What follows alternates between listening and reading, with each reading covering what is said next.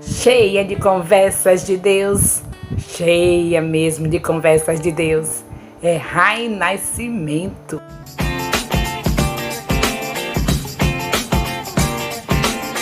Cheia de conversas de Deus. Como você já sabe, Bíblia, não é? Conversa de Deus, Palavra de Deus. Nós estamos em Mateus, capítulo 5, iniciando o Sermão do Monte. No vídeo anterior nós falamos de Mateus 5, 4, que é Mateus 5, versículo 5. Agora vamos falar de Mateus, capítulo 5, versículo 6. Bem-aventurados que têm fome e sede de justiça, porque eles serão fartos.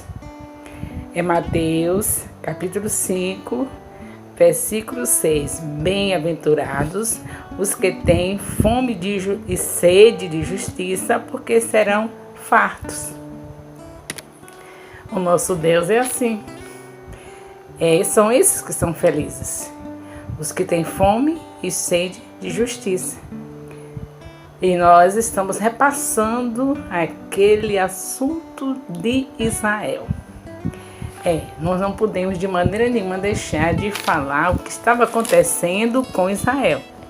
Porque o foco, antes de ser formada a igreja, primeiro Deus separou um povo aqui na terra, onde nós estamos enxertados como igreja do Senhor Jesus.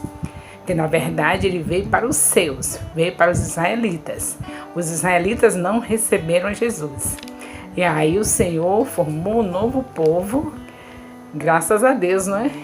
Mas isso não quer dizer que a gente pode desvalorizar Israel, porque através dele é que nós tivemos essa oportunidade. Se eles não rejeitassem, nós não teríamos, né? Eles rejeitaram e agora nós estamos aguardando que todos os judeus estejam convertidos. Vamos orar por eles. Temos que orar para que todos reconheçam que Jesus Cristo já veio. Bem, mas eu quero dizer para vocês que esse Deus maravilhoso, Deus de Israel, foram anos e mais anos que ele se dedicou, desde Gênesis até Apocalipse. Deus sempre bom, Deus sempre longânimo, e ele formou esse povo através de Abraão. E quando formou esse povo, ele cuidou desse povo. Não deixou de qualquer jeito. Foi muito investimento. Alianças e mais alianças foram feitas, o povo quebrava, Deus novamente pronto a refazer. Mas agora chega Jesus. Essa aí é de uma vez por todas. Vocês sabem muito bem que está escrito em Gálatas 3,15 que uma aliança, mesmo sendo meramente humana, não deve ser desfeita. Então Jesus veio para confirmar isso. Aí nós já estamos na nova aliança e o Senhor Jesus Cristo, com certeza radical em relação à nossa aliança com Deus, porque agora foi o sangue dele que foi derramado para que nós voltemos ao Senhor, voltemos ao nosso Pai, nos tornemos filhos de Deus, como está escrito em João capítulo 1, no versículo 12, diz que todos que receberam Jesus, esses se tornaram filhos de Deus. Mas eu quero que você veja que luta do nosso Deus, que situação, que Deus é bom, Deus não perde batalha, não é? Mas ele vem nessa batalha o tempo todo para manter o homem perto dele, porque ele criou o homem para louvor e glória dele. E agora o que está acontecendo é que Jesus chegou à terra. Eu estou aqui em Mateus capítulo 5, versículo 6.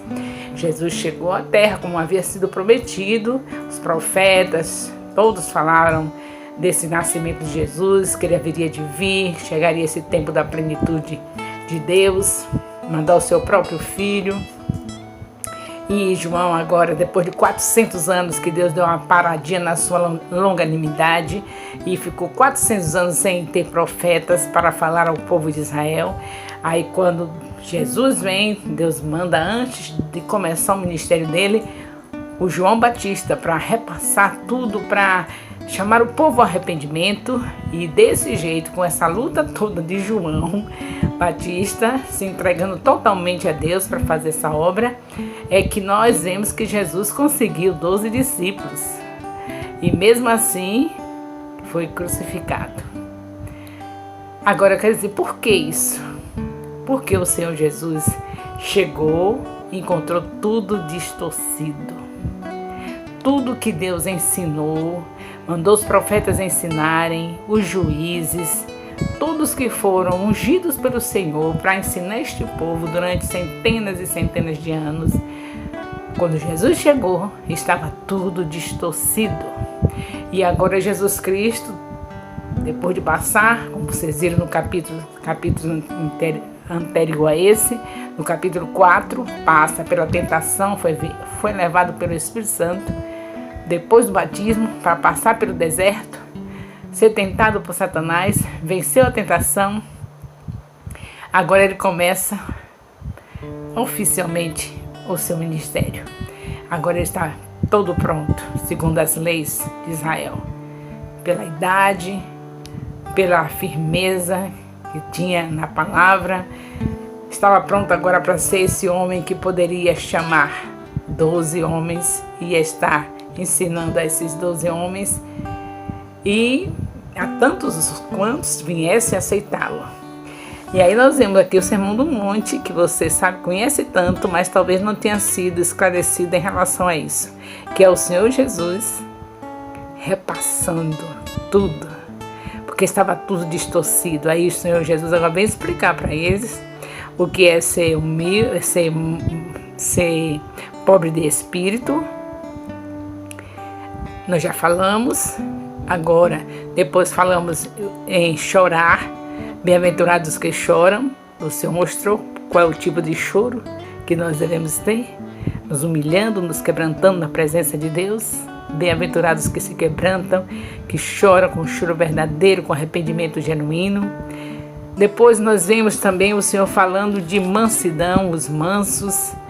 E hoje nós estamos com Mateus capítulo 5, versículo 6, falando em relação a nós sermos, que é bem-aventurado aquele que pratica a justiça, que tem fome e sede de justiça. Que justiça estava havendo mais em Israel? Jesus está fazendo uma revisão. Ele não encontrou mais nada disso. Ele não encontrou pessoas que estivessem pobres de espírito, ou seja, humildes, rendidos a Deus. Ele não encontrou aqueles que choravam de quebrantamento diante do Senhor. Ele não encontrou aqueles que estivessem pobres de espírito da repassada, para a gente relembrar tudo. Não encontrou aquele que é pobre de espírito, que é Mateus 5:3. Não encontrou aquele que chorava, se quebrantava diante de Deus, é Mateus 5:4. Não encontrou os mansos, que é Mateus 5:5. Não encontrou não encontrou os que têm sede de justiça, que é Mateus 5:6. Aqui eu já estou no 5º versículo, no capítulo 5 de Mateus 5. Mateus capítulo 5, já estou no versículo 5. No versículo 6. Então, queridos, que coisa linda, né? O que o nosso Deus fez. Depois de tudo que Ele fez para manter o homem, para manter Israel bem com Deus, com Ele, agora Ele manda o seu Filho. E o que é que fazem? Estavam todos totalmente por fora, desavisados, desnutridos espiritualmente, distorceu todos os mandamentos que receberam da parte de Deus. Tudo estava mesmo um verdadeiro caos. Só havia religiosos, muitas seitas, fariseus, saduceus e tantos outros mais. Era isso que havia. Então é necessário que o homem esteja sempre se dispondo a uma revisão. E hoje na terra, o Senhor não deixou diferente.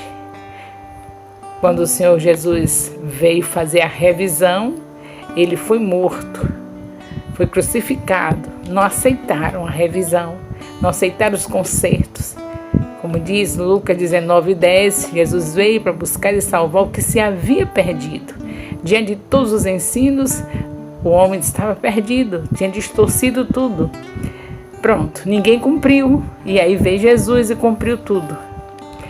Mas agora, Jesus fazendo essa revisão, teve que ser crucificado, porque eles não aceitavam a revisão. Eles queriam continuar do mesmo jeito que eles estavam, sem sede de justiça. Não tinha sede de justiça, não tinha choro de quebrantamento diante de Deus, de arrependimento, não tinha aquele que era pobre de espírito, dependente de Deus. E Jesus está mostrando que é desse jeito que eles poderiam ser felizes se vivessem desse jeito. Mas eles não aceitaram isso.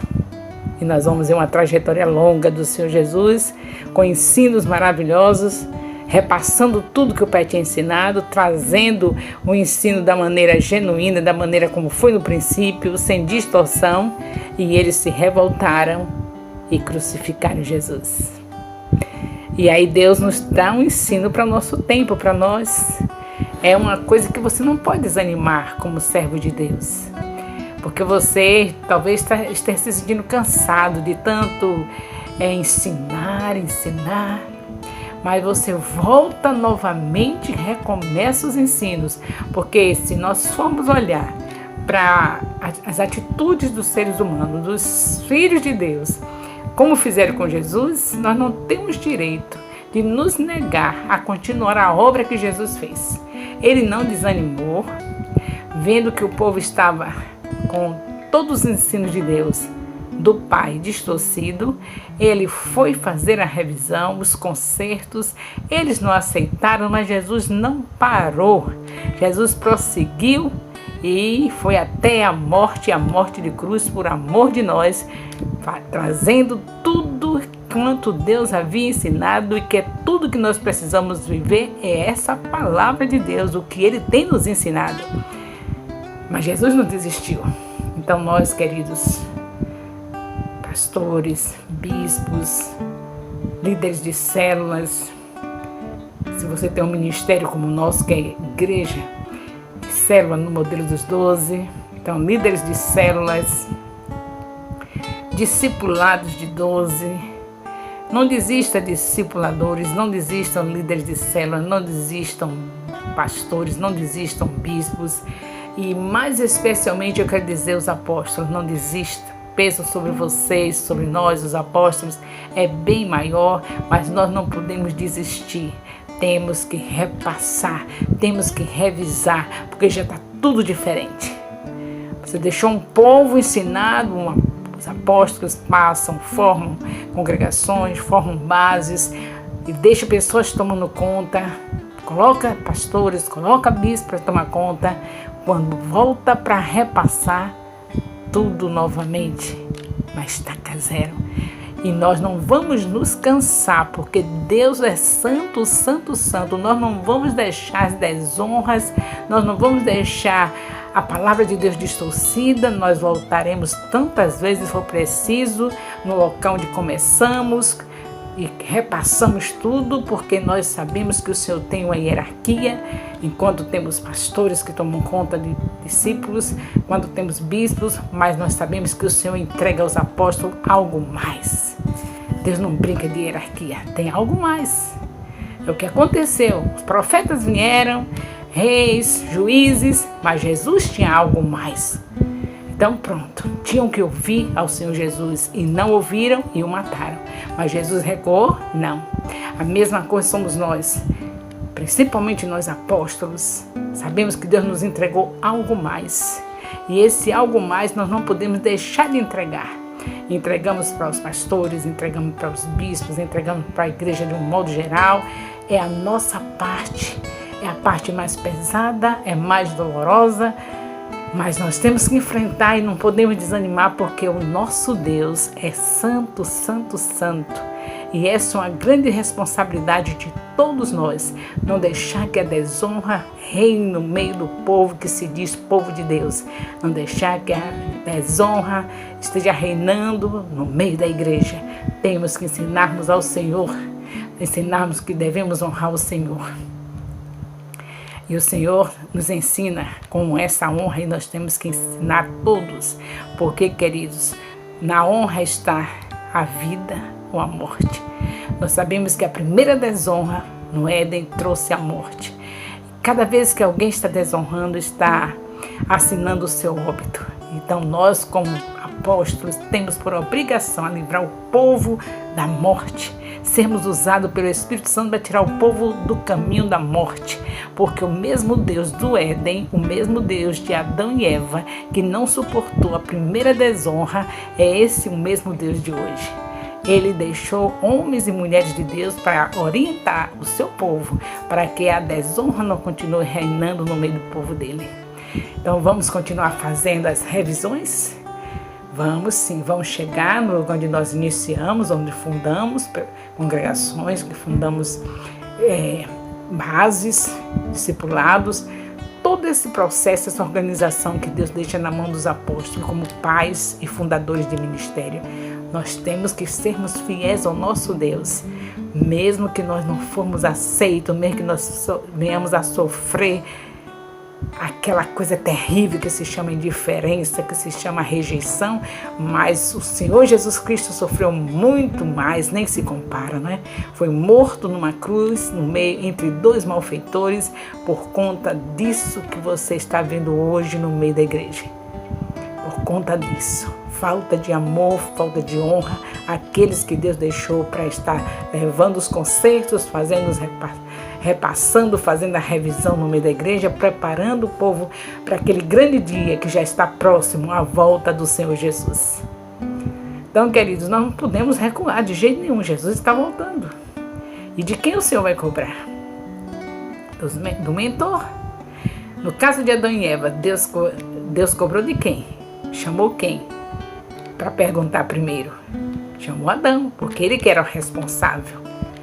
Não tem nem a ver, queria nem saber que foi a Eva que foi enganada pela serpente. Primeiro pergunta ao homem, porque era ele que era o mentor. Deus vai perguntar a mim e a todos os apóstolos, primeiro a nós. Por que está acontecendo isso? Por que esse povo está assim? E nós temos de dizer: tudo que o Senhor nos entregou, nós entregamos. E agora aí o Senhor resolve. Mas se nós não tivermos entregue tudo que o Senhor tem nos ensinado e enviado para a sua igreja, porque é através de nós que o Senhor faz isso, nós passamos para os pastores, para os bispos, para todos aqueles que estão como líderes, aquilo que o Senhor nos entrega. E se a gente tiver recuado, com medo de sofrer a rejeição, se a gente não for fiel ao Senhor naquele grande dia, não vamos esquecer que os mentores serão chamados para dar conta de toda a obra maligna que houver no meio da igreja. Então vamos falar sem cessar, encorajados pelo Espírito Santo, para ver o nome do Senhor ser exaltado e a igreja do Senhor totalmente restaurada. Naquele grande dia, o Senhor virá buscar e nós iremos estar felizes por saber que não recuamos, não tememos a nada, enfrentamos até a morte por amor do Senhor. Deus abençoe a todos. Não se esqueçam, meu canal é Rai Santana Nascimento. Também não se esqueça de estar enviando os versículos copiados que você encontrou aqui neste vídeo. Todo versículo que você ouviu, você copia, envia para meu zap. Porque aqui no YouTube eu não leio nada. Eu tenho um povo no zap enviando os versículos que são encontrados em cada vídeo. E aí eu sei que realmente assimilaram, porque o que eu falo não é o mais importante, mas os versículos da palavra de Deus que são citados nos vídeos é palavra do Senhor e ela é viva e eficaz. Portanto, é ela que eu quero que você coloque diante de mim para saber que realmente você assimilou o que Deus me fez entregar a você. Mais uma vez, Deus abençoe. Em nome de Jesus.